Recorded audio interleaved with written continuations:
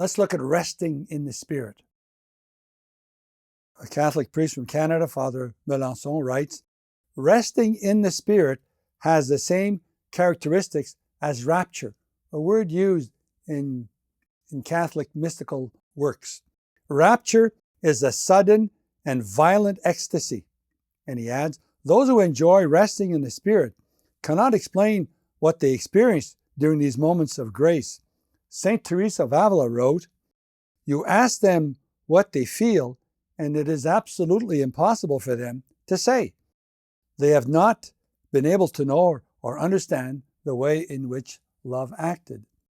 Now, Father Melançon argues that ecstasy is a grace of light and love infused in intelligence and will.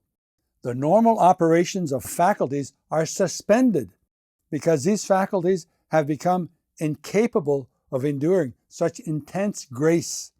Let us add that ecstasy is normal in the Christian life because it constitutes a stage of spiritual life. And he describes there are 3 forms of resting in the Spirit, 3 degrees. Simple ecstasy, and when it occurs slowly and it's not strong, or it could be called rapture, when ecstasy is sudden and violent. And the third one is the flight of the Spirit. As St. Teresa of Avila says, it is done in such a way that the mind really seems to come out of the body. Now, St. Thomas Aquinas, in his Summa Theologica, wrote, the human soul can be ravished, that is resting in the Spirit, when the soul is abstracted from sensible realities. It is said to be ravished. It can have 3 causes. It could be a corporal cause, as in the case of people who are insane. It could be the power of demons, for example, people who are possessed, or it could be by divine power. This is true ecstasy, to be raised by the divine Spirit to supernatural realities with abstraction of the senses. Our human faculties fade before the power, the immensity, and the holiness of God, seized by Him.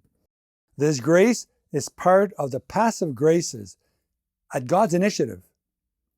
Often the physical energy fades, and having no more strength, the person falls to the ground. Why do people fall to the ground? As St. Thomas says, they can't stand up.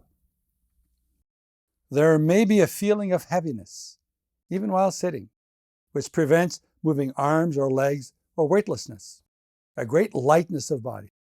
There are several levels of seizure of the faculties by God. Those who experience resting in the Spirit are generally aware of what is going on around them. They are calm and indifferent to their condition. Often they taste the beautiful presence of God. They often do not feel any effect, good or bad. Some rest in the Spirit longer, from 12 to 48 hours, which causes in them deep moral and apostolic change. When you see someone stagger who may fall, invite him to sit down in the interest of safety. Falling in itself has no value if it's not accompanied by a deep understanding of the grace and holiness of God. In the Bible, there are different examples, illustrations. How was Eve created? Well, Adam fell in a deep sleep. He was resting in the Spirit. And God separated the masculine from the feminine in the first human being.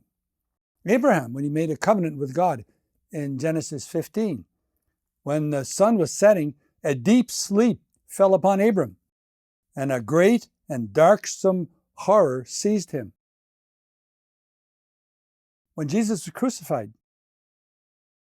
they came to arrest Jesus. Jesus said to them, I am He, I am. And they all fell down. They rested in the Spirit.